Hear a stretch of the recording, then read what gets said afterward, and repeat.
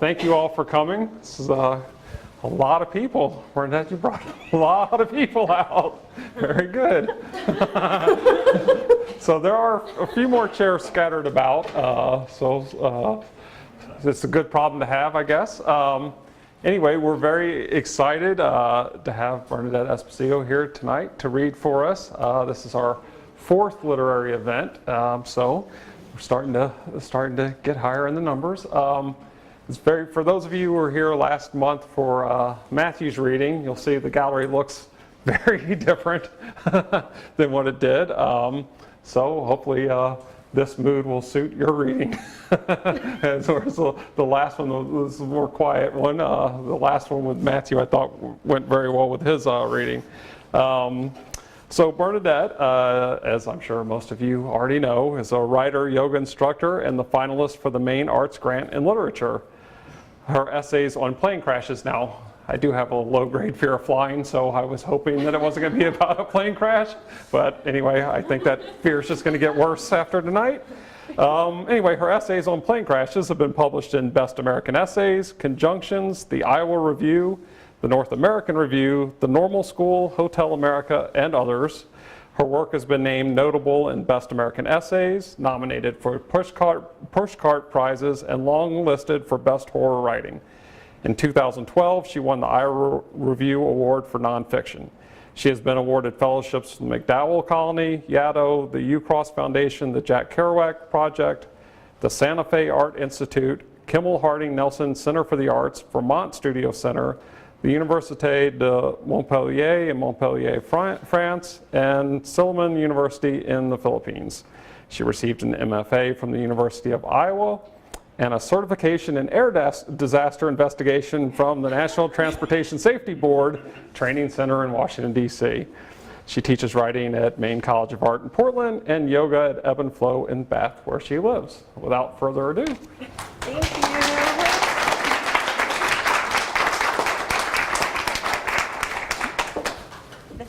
Thanks everyone for coming.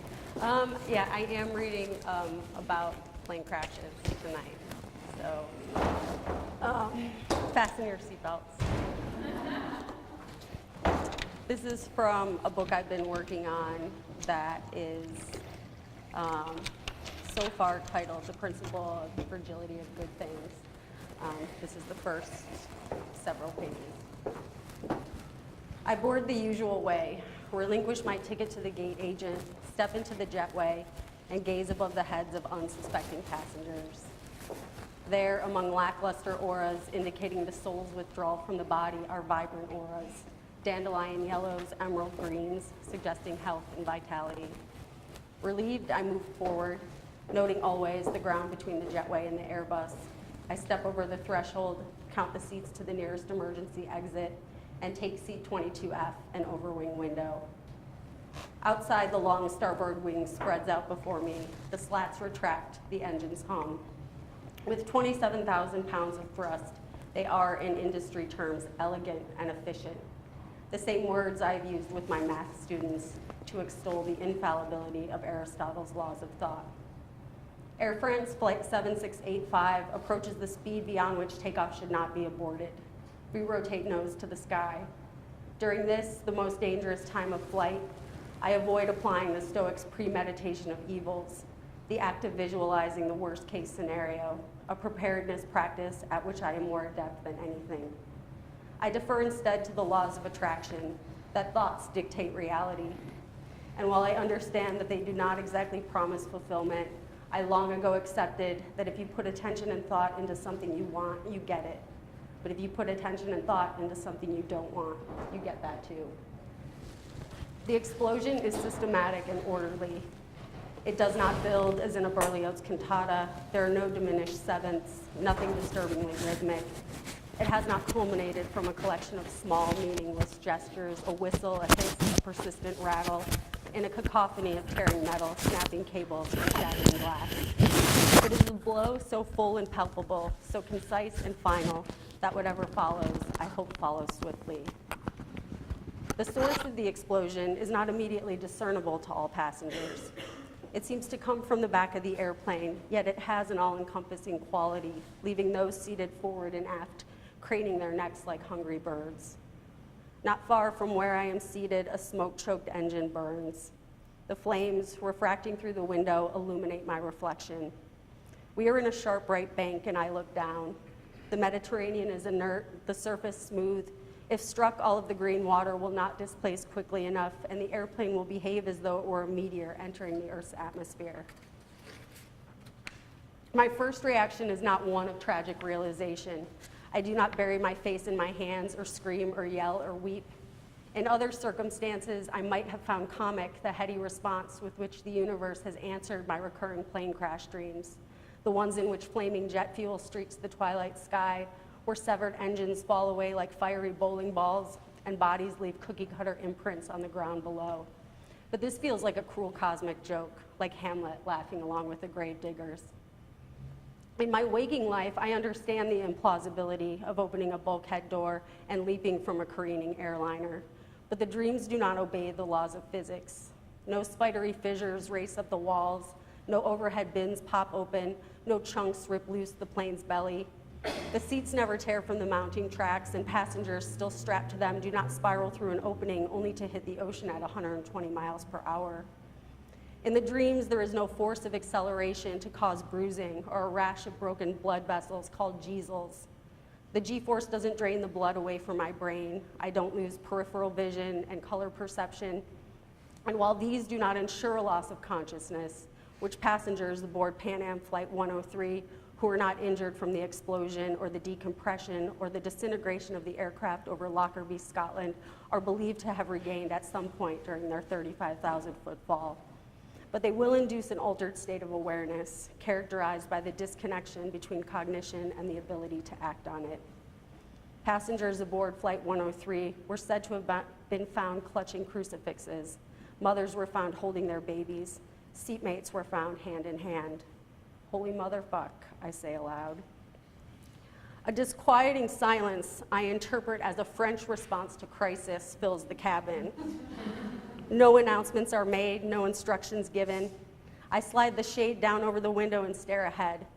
The tray table in front of me, the seat back cover, and the armrests all take on the dreadful significance objects acquire in bad dreams. I begin to pray aloud. Hail Mary, full of grace, the Lord is with thee. Like the preceding invective, it is not so much a prayer as an uninflected mantra modulated by my strained breathing. Blessed art thou among women. The night before, I dreamed of Lyle Lovett. In it, I navigated a dingy bar, feeling my way along paneled walls and clustered revelers. When I arrived at the jukebox with my quarter, the long, tall Texan caught my hand. I looked up. Keep it, he said. You're very tall, I said. He led me onto the dance floor, and I told him how I wanted to bottle up the smooth timbre of his voice, to spritz it over my wrists and dab it behind my ears. We could run down to Istanbul, he said. I awoke wholly contented, a feeling that carried me until I arrived at the airport to find Air France Flight 7685 delayed. A few months earlier, when I booked the second leg of the flight from Paris to Los Angeles, I had in mind the anniversary of the death of Jerry Garcia. Nearly a decade had passed since my puffy-eyed arrival at Albertsons to train on a new espresso machine. Joe, the manager, had tried to console me. I know just how you feel, he said. I was a wreck when Lucille Ball passed. This is different, I wailed. I never got songs of legendary import. I never got a St. Stephen, a Ripple, or an 11. When Joe gently suggested that maybe Jerry's death wasn't about me, I blew my nose and nodded. Jerry's death is about all of us, I stammered, but only some of us get it. The call had come in early that morning from cousin It Paul, who lost his 4-year-old daughter at the first show of Summer Tour. She'll turn up, he said. She's a child of the universe.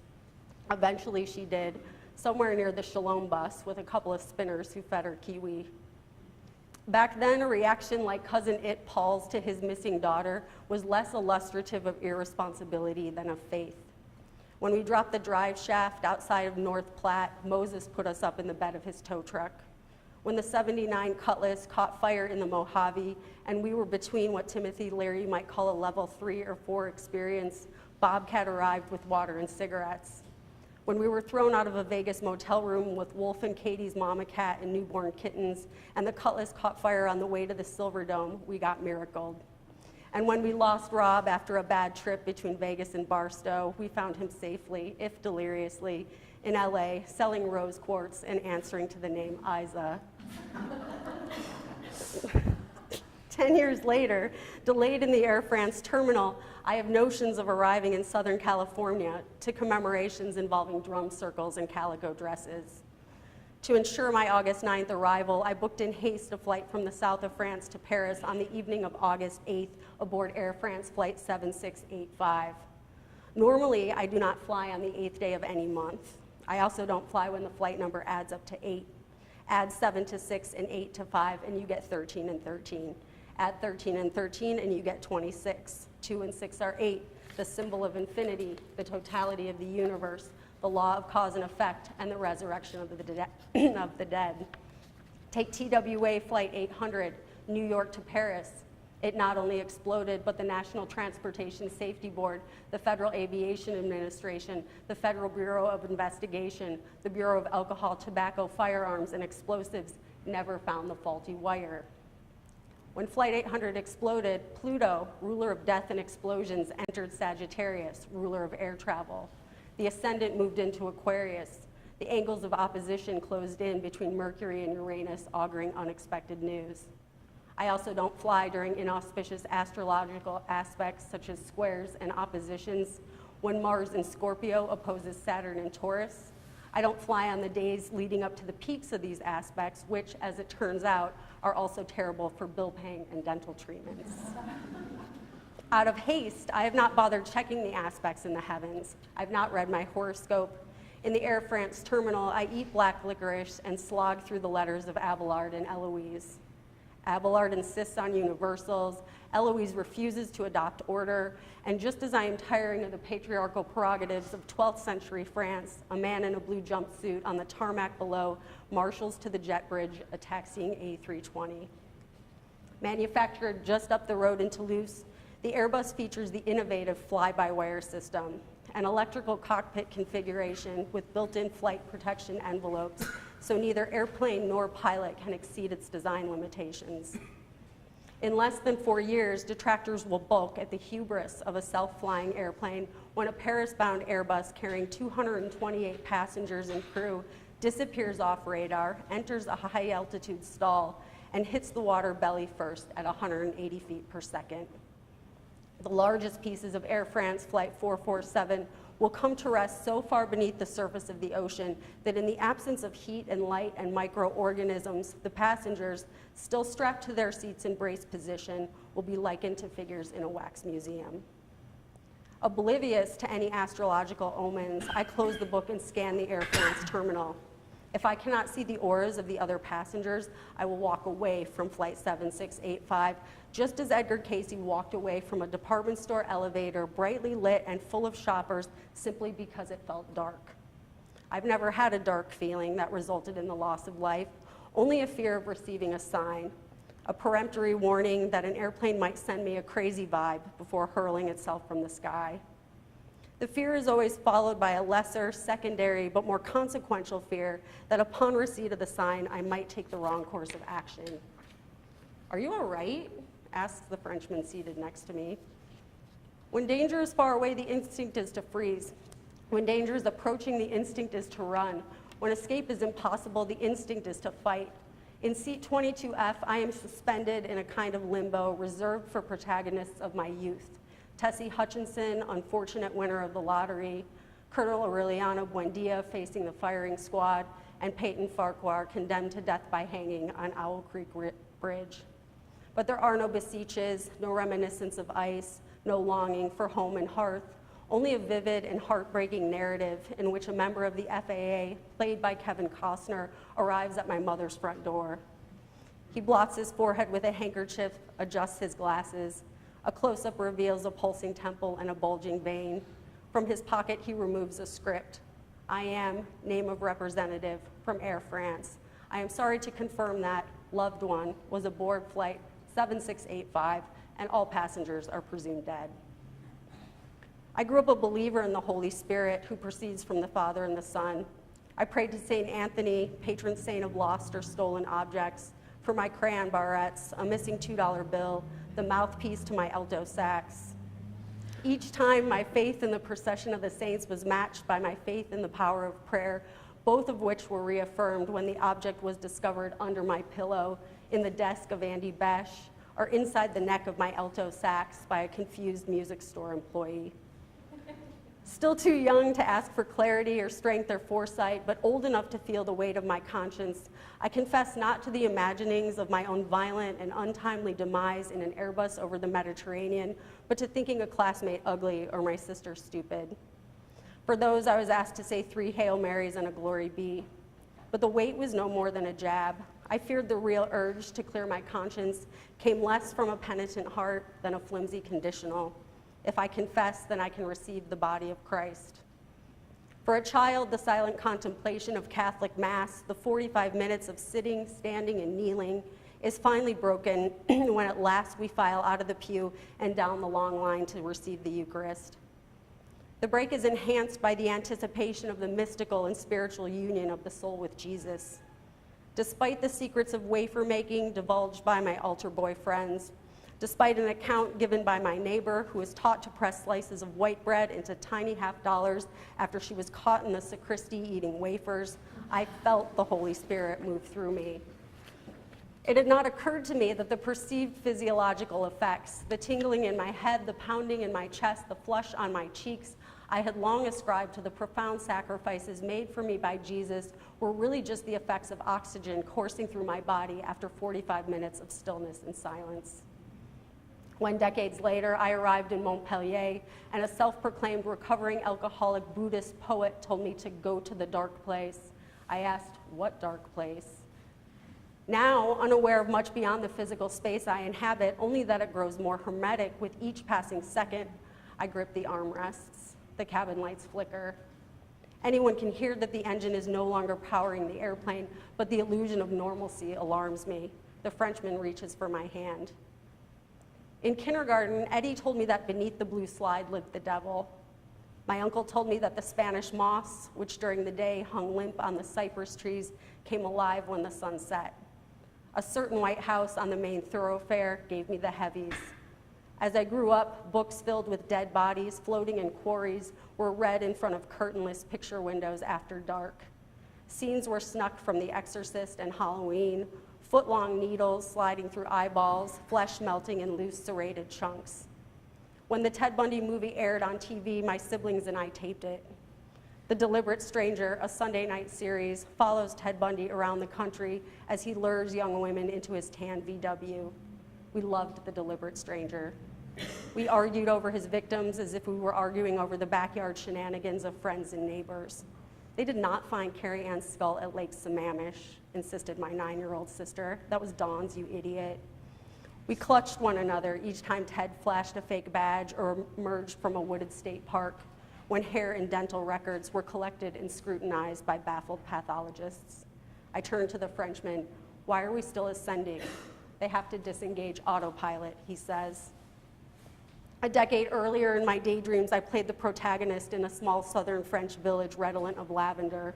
Between smoking cigarettes and writing doleful descriptions of old windows and doors in an outside cafe, I spent my days flirtatiously stirring the foam of a cafe creme, while charming locals named Etienne or Solange chuckled at my broken French and asked in broken English my thoughts on American policymaking. When the sun dropped below the lavender fields, I carried my baguette and fruit, along with fresh flowers and a bottle of Bordeaux in a bicycle basket.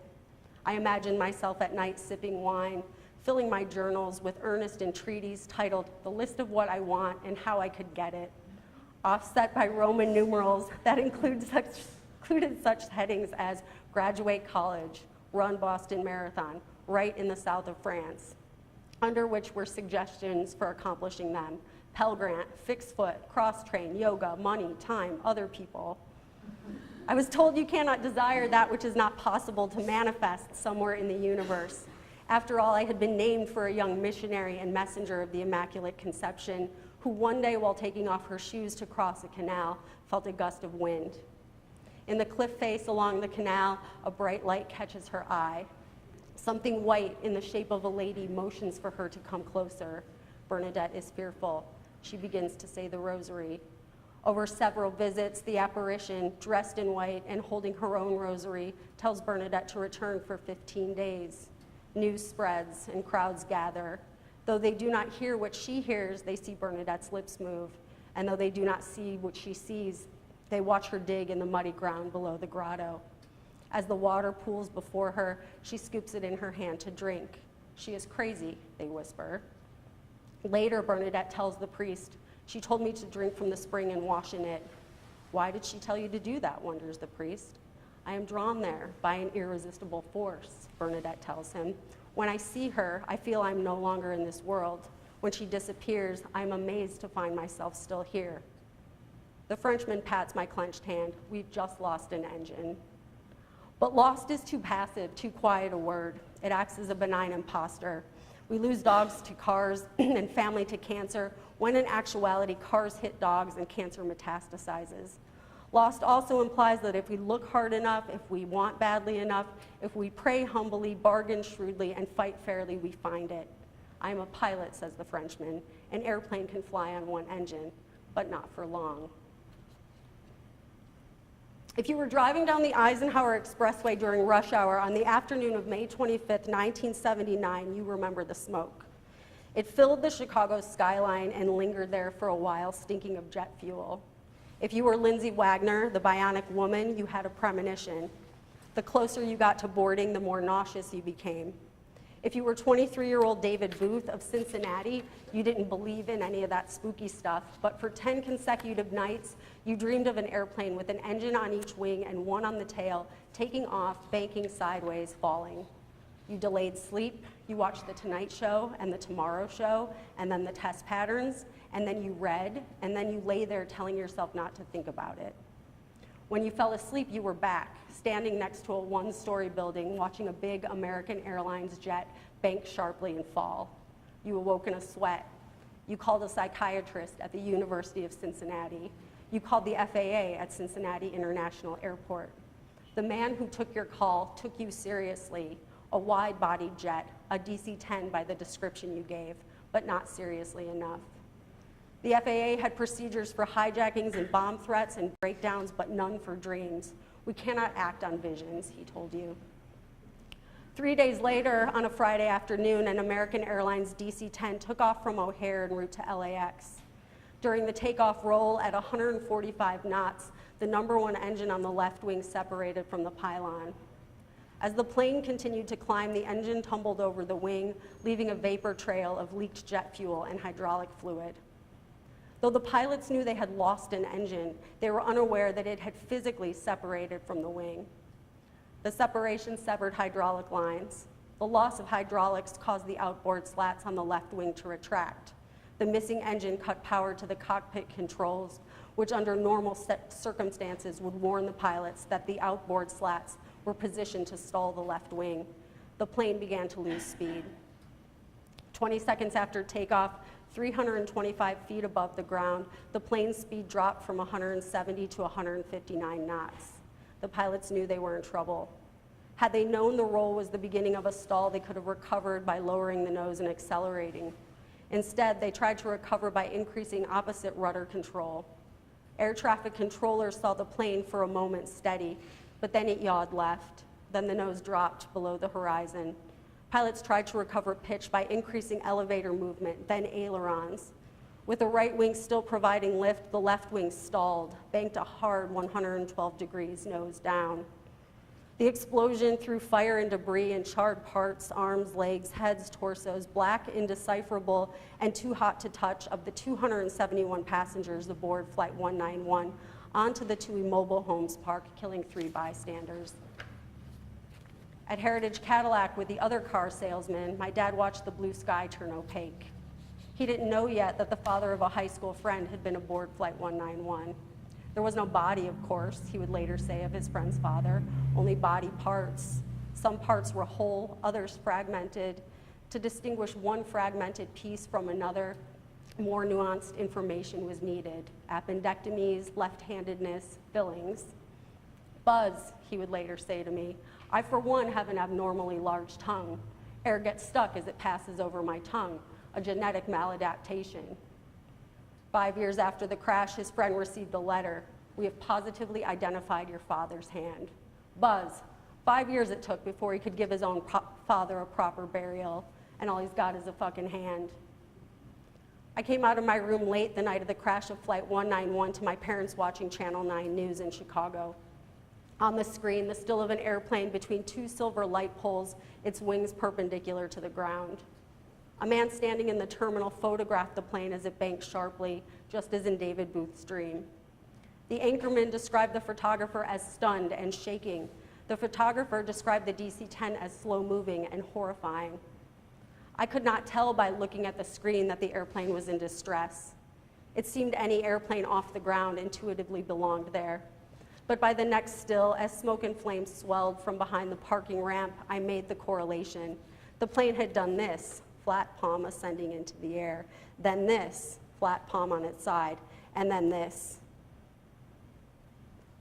Shortly after the disturbances begin, a man reeking of jet fuel appears at an open door in the Tui mobile homes park looking for his luggage. Another asks to make a phone call. Still another worries about missing a connection. Doors are knocked upon, open to the smell of burnt flesh. Orange-hued figures materialize in the night. They flicker and glow. Dogs bark. Longtime residents relocate. A man who looks like Welcome Back Kotter appears in my bedroom window. Before going to sleep each night, I pile all of my toys onto my bed, Light Bright, the Mickey Mouse telephone, the scale I use to weigh cups of water during the day. The crash of American Airlines Flight 191 has come at a time in my life when I have begun empathizing with inanimate objects. A poor defenseless stuffed animal tossed across the bedroom, a poor defenseless airplane tossed from the sky. The sky is a hazy bluish pink when Air France Flight 7685 lands. The flames have subsided, the smoke has cleared, but the question of why I abandoned a belief system I spent years cultivating lingers. And yet it is not so much up for debate as is my decision to board the next flight to Paris. I find a payphone and call California. My boyfriend Mac is on his way to the rehearsal of his protest play, the 3162, a Patriot Act, in which the laws of House Resolution 3162 are applied to the Bush administration. The plane nearly crashed. I choked, so I'm taking a boat home. A boat? That's how we stay young these days, Fonz, murder and suicide. In the play, George W. Bush, Dick Cheney, Condoleezza Rice, and Donald Rumsfeld are arrested and imprisoned for gross violations of the Patriot Act. While imprisoned, they are visited by apparitions. Bush meets a fallen 9/11 New York firefighter. Cheney meets Che Guevara. Rice meets a Muslim woman. And Rumsfeld meets Saddam Hussein. The play, unfolding as it does as a psychological breakdown, is taking Mac with it. You are walking over dead bodies. What? You are the enemy. Get on the next flight to Paris.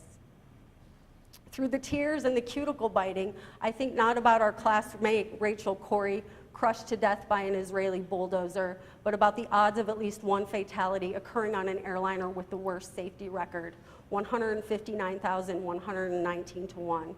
The odds that I am that fatality, 843,744 to 1. Things easily recollected are believed to be more common according to the availability heuristic. If you can think it, it must be important. Then there's the story of a Texas sharpshooter who fires some shots at a barn and paints a target around the biggest cluster, the human desire to find meaning in chaos. That night in the Air France terminal, the gambler's fallacy will get me on the next flight to Paris and finally to LA the following day. The idea that the universe carries a memory of past results which favor or disfavor certain outcomes. If a coin tossed repeatedly lands more often on tails, the gambler may incorrectly believe that heads is the more likely outcome for future tosses. I go to baggage claim, bum a cigarette, and with the other passengers and crew who in response to our safe landing have ignored all regulations to the contrary, light up. Across the carousel, an unctuous Brit bandies hers. It's not like we would have felt anything anyway, she says. I didn't even notice, says her companion. Those things happen so fast. Even if we had, we'd hardly recollect it. Whether extraordinary pain and suffering are consummated in the end is not the point. Those take time, as Montaigne and others put it, which in death is so abrupt it's hardly perceptible. While we can't exactly penetrate death's fort, we can try to acquaint ourselves, if only in our imaginations, with the 31 seconds following the separation of the #1 engine on American Airlines Flight 191, the 21 seconds following the mid-air collision of Pacific Southwest Airlines Flight 182 with a Cessna on approach to San Diego, the 15 seconds it took US Air Flight 427 to roll over and fall 6,000 feet onto a Pennsylvania hillside. When I return to California, there are no drum circles, no swashbuckling deadheads walking pit bulls on hemp leashes, no Spaghetti Dave waving a bamboo flute from the roof of his VW Vanagon, shouting, "Someone dose the flute player, he's a really nice guy." More than 2 decades have passed, or 2 years have passed, since President Bush announced to the United Nations that he was giving Saddam Hussein 48 hours to disarm. After which Mac, armed with an antique birdcage stuffed with an American flag and a sign reading, "Wake the fuck up, America's problems won't be solved in Iraq," stages a one-man sit-in. The first 3 police officers arrive on horseback. "Son, take your business to the curb." A driver screams, "Terrorist." Another, "Why not just shoot him?" Under the Patriot Act, he is arrested and held without charge. Back at the Airstream trailer in Matilaha Canyon, I hear about a wall he's plotting to construct, like the wall of sound, but an actual physical wall, one made of ice. This isn't his first plan. On a cross-country road trip from Cleveland to LA, we cased a bank in Oklahoma City. In Alaska, we got caught stowing away on a ferry. We'd been chased out of the Mojave by a UFO, hightailed it out of Joshua Tree because the hills had eyes. And when we ate ecstasy and passed out on a concrete floor of an old cabin we found in the Sespe Mountains, he awoke in the night convinced he heard a woman's voice. A minute later, the cabin door shook. The broom he had used to secure it buckled. The shaking stopped. For a moment, there was silence. It was January in Chumash country. Sespe Creek gurgled in the distance. Some branches snapped. Opposite the cabin door, a long wooden shutter groaned. There was moonlight. By the time we got to our feet, Mama Bear and her cub had lumbered into the cabin. In the meantime, I'm convinced I have either manifested the engine explosion or failed to heed an obvious warning. On the 8th day of the 8th month, I boarded flight 7685. Add 7 and 6 and 8 and 5, and you get 13 and 13. 13 and 13 are 26. 2 and 6 are 8. The symbol of infinity, the totality of the universe, the law of cause and effect, and the resurrection of the dead. So I send away to the National Transportation Safety Board Training Center. Their course catalog arrives with a glossy brochure brimming with photographs of the reconstructed fuselage of TWA Flight 800, a modern-day Humpty Dumpty composed of jagged lines, mismatched pieces, dangerous edges of pitted metal, and exposed beam, the most complex recovery and reconstruction effort ever undertaken in the history of aviation, reads the byline. Nearly a decade has passed since Flight 800 exploded over Long Island Sound, and CNN is scheduled to air a 2-part documentary interrogating the safety of combustible fuel-air vapor in large passenger jets. CNN presents No Survivors, Why TWA Flight 800 Could Happen Again. What is not insinuated in the title has already been seared into the mind of anyone cognizant during the summer of 1996. The length and scope of the investigation, the recovery and the treatment of wreckage and victims as criminal evidence, the speculations into the cause, and the manner in which those speculations were dispensed to the media by law enforcement officials and disaster investigators, and then to the lay public by the media. Investigators see eerie similarities with other airliners that blew up. Another decapitated jet, another Pan Am 103 over Lockerbie. Prime evidence found that device exploded in cabin. Components from bombs and missiles came from wreckage. Jet's landing gear is said to provide evidence of a bomb. And explosion aboard TWA Flight 800, terrorism. Brought to the NTSB Training Center in an unmarked truck in the middle of the night, Flight 800 had begun a new life as a teaching tool for disaster investigators. Out of respect for family and friends of the victims, it is not open to the public. Yet the same photos, which appear alongside an article in The Onion titled TWA Flight 800 Rebuilt and Ready to Return to Air, in which fictitious director of safety implores the audience to turn tragedy to triumph and give Flight 800 a second chance. We're confident you'll like what you see. These can be procured anywhere. You need know nothing of dredging thousands of pieces of a shattered 747, some the size of a quarter, for the images to soberly remind you that the first requirement for such an undertaking is not the 13 trawl lines scouring 40 miles of ocean floor, not the tethered underwater robots linked to a ship by an umbilical cable, not the side scan sonar, the laser line scanning equipment, or the Aegis super sniffer capable of detecting as little as 1/1000th of a gram of explosive. It is an initial explosion, one so immense it fused the DNA of those passengers seated over the wings. I dial a number on the brochure and surprised to reach Nora, the head of Survival Factors, a branch of air disaster investigation charged with investigating survivability as it is defined and outlined by the industry. Among the reasons survivability is studied, she tells me, is to help dispel the public perception that most aircraft accidents are not survivable. 90% are, and of the 1,500 passengers who die annually, 600 should survive. To increase survivability, then, it is necessary to provide a factual account of what happens during these accidents. When I'm asked why I want to take the 40-hour course on survival factors in aviation accidents, culminating in my certification as a representative member of the Survival Factors group, I don't tell her that long before I stopped expecting continuous things like elasticity to behave continuously, to bounce back to their natural state when external force is no longer applied. I loved being flung and spun and tossed in the air. I rode roller coasters that twisted and dropped so fast they left strings of saliva across my face.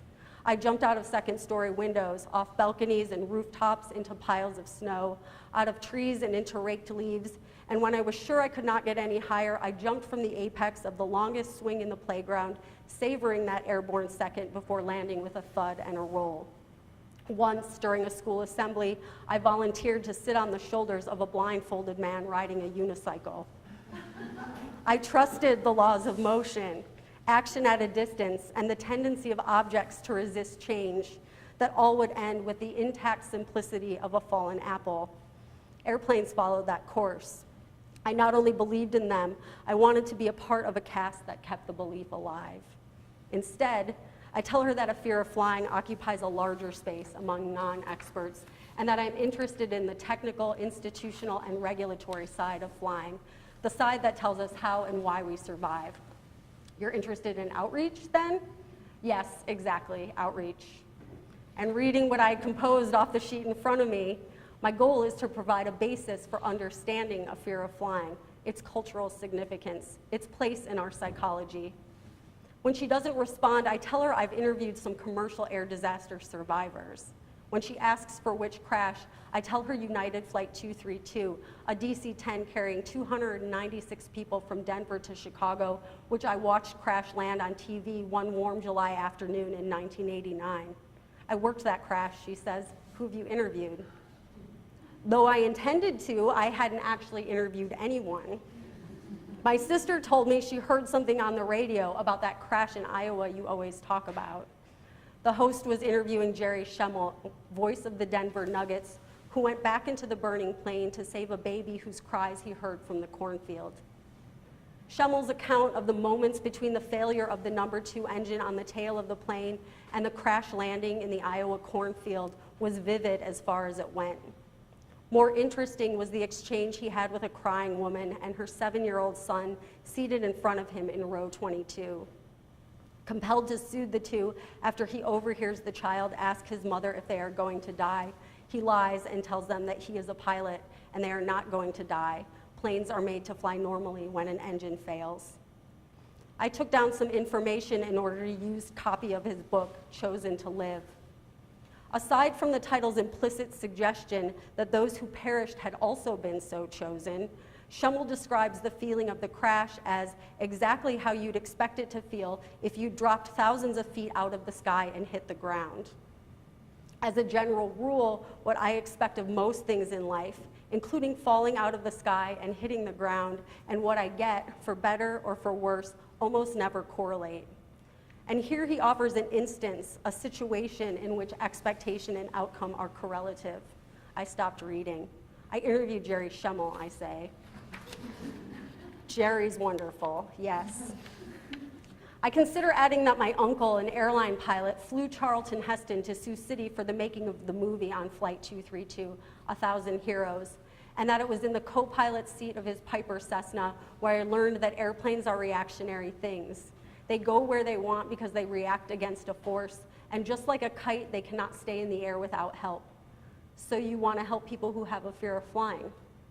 I look down at my sheet. I want to help people understand a subject that is badly understood and to create an opening in which a new discourse can occur. It's gruesome work, she says, that's complicated by the fragmentary nature of the evidence. We make you do exactly what we do. You'll be in a hazmat suit, picking through real wreckage and debris. What I don't tell her is that I'm dying to see the 60,000 pounds of the 1,600 dredged up, reconstructed pieces of TWA Flight 800 following 4,344 total dives and 1,773 total diving hours by more than 225 divers who liken the dredging to walking barefoot on razor wire and being lowered into hell. Divers who were not prepared to tag oil-slicked limbs detached from torsos or to disentangle bodies whose faces were locked in a final expression of horror from miles of cable and wire buried beneath chunks of the airplane. Men who thought it was grisly, but not as grisly as the Value Jet crash in the Everglades a few months earlier, where no piece of the airplane was bigger than a dinner plate. I don't tell her that I need to see Flight 800 in person, that I want to get as close to it as possible, possibly even touch it, that I want to run my hand over its dredged up, jagged edges, the same way I like to run my hand over the smoothness of the airplane I am about to board and silently tell it to please be okay.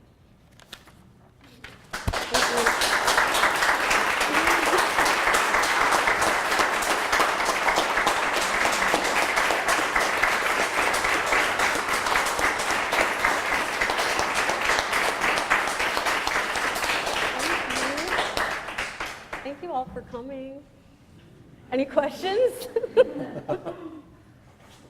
book coming out? Hold on, I'll come back to that. David? Do you still fly? All the time. Yeah. Yeah. They say you're more likely to get killed by a donkey.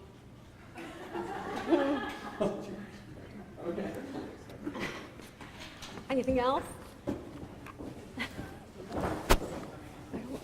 When I finish it. When I finish it. Yeah. We're closer.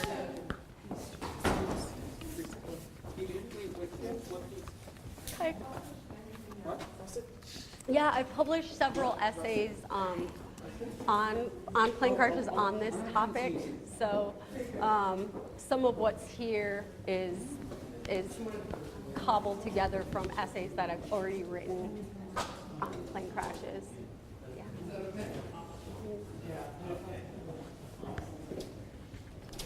David?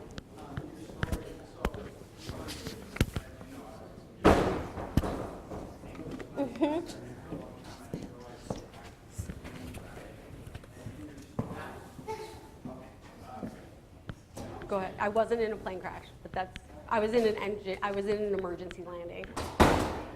But go ahead. I don't know if that changes your question. No, is in your story, you mentioned that in your story, is that one of the flights that you bring up, or?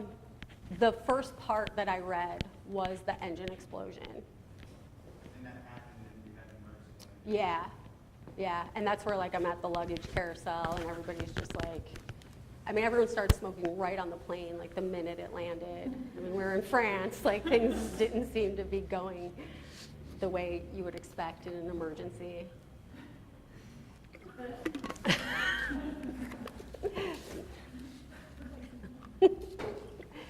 So yeah.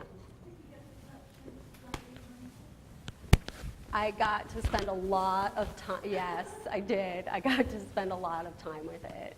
There's more on that, so. The book is a parallel investigation, an investigation into like me and my life, and an investigation into TWA, like my own so there are these two parallel investigations. Yeah. Yeah, Dominique, thank you. Yes, seems like, yes, it was. Exactly. Courtney? Do you still carry on all of those superstitions of like when you fly and choosing those The flights? rituals? Yeah. I do a little bit of the math, but I don't fully stick to it. Like if I have an option to be kind of cuckoo about it, then I do. Yeah. Yeah. But otherwise. How do you prepare yourself for class? God, I think I don't really anymore. I don't prepare myself. That's how. No, you know what I do? The only thing I do is I count. Is the one thing I still do. When we take off, I start counting because I have this thing about getting past the number of seconds that it took Flight 191 to roll over. So I somehow have it in my head, if I could get past that number, then we're okay. But we're not. I mean, not because of that. But yeah, but I still count. So that's it. That's the ritual that I still do. You almost maybe answered my question, but so with all of the extensive research you've done, have you dispelled more of your superstitions or have you enhanced more? This is a good question. So my superstitions had gone away by the time I got onto this Air France flight. I don't know. I think that I have a better balance of the two, but it doesn't inform my decision one way or the other. So I like the superstitious part, and I like the science part, and I think they can be held together in the same space, but I don't have to react to one or the other, or put more faith in one than the other. Yeah, that's a good question. Claude? Do you think fear of flying is particularly modern phenomenon, or do you look back in history and see parallels with other experiences like ship voyages or any kind of travel that involves danger? Or is Yeah. fear of flying, Like, is it a modern phenomenon? because it's so sudden and irrevocable, there's no Yeah, survival right. in science. Right. It's all the machinery. Yeah. And you have to trust technology and that. Right. Yeah. Or is there a parallel in the future? No, that's a good. Yeah, I think that's a good question. I mean, I think. Yeah, I don't know. It just came out Right. about the horrific insecurity of that trip. If you believe in it.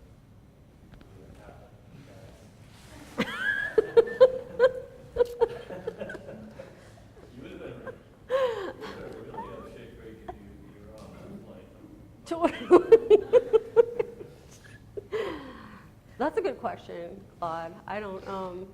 Yeah, I don't know. I don't know. I definitely think, obviously, the further we get from Earth, there. And one further corollary to the question. So I'm getting from your essay that you are thinking that this fear of flying is an existential, cultural symbol Yeah. of modern Yeah. anxiety. Yeah, a modern melody. Yeah, although I'm not, it's not necessarily, it's bigger than just that. So it's more emblematic of the fear of flying. It encompasses the air disaster investigation, the media, how the media plays into it, how people, superstition, religion, how people respond in that way, almost like we're constantly being, like we are these like plane crashes moving through the world. Our society is, our culture is. So thinking about it in a broader sense than just the. Is this the era of disaster? maybe. Yeah. Yeah. Yeah. No, yeah, I think you're right. And I think I'm speaking to that, like my own experience with that, and so even thinking about interactions day to day, you know, relationships, all of those being.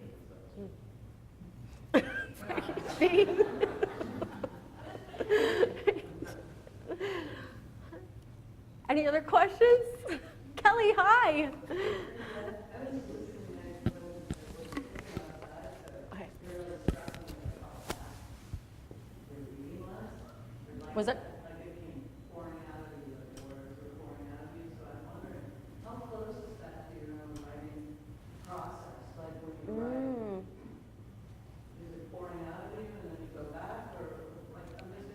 No, that's a really good question. It's actually quite the opposite. I plunk down words like I've just made them myself. They're handcrafted. My words, my sentences, so no, they're moving out of me at a snail's pace. I mean, I could remedy that by like giving myself like more freedom to just kind of purge, but yeah, I think it's just I think I've spent so much time with it. I've spent so much time with the topic. I think that it comes gushing out of me. So what I've read now, like I've kind of been with this, this isn't new, but I think if I read something that was brand new or much more recent, maybe it would be different. But I've been with this topic for a while now, so it feels like it's part of me. It's part of it. It's like me. This is actually me. It's not part of me, it's me. Okay. Okay. I have a question. My father was a mechanic for US LVO and the USA. He worked for 2 years on planes Yeah. in Boston.